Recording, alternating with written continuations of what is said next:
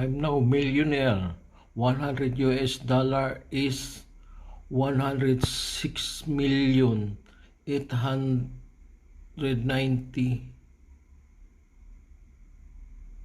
and 600. I'm now millionaire for $100 in Iran. We need to go to Iran.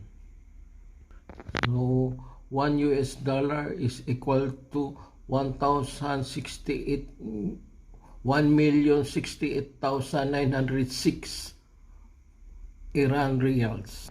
Euro, for 100 euro is 125 million Iran reals.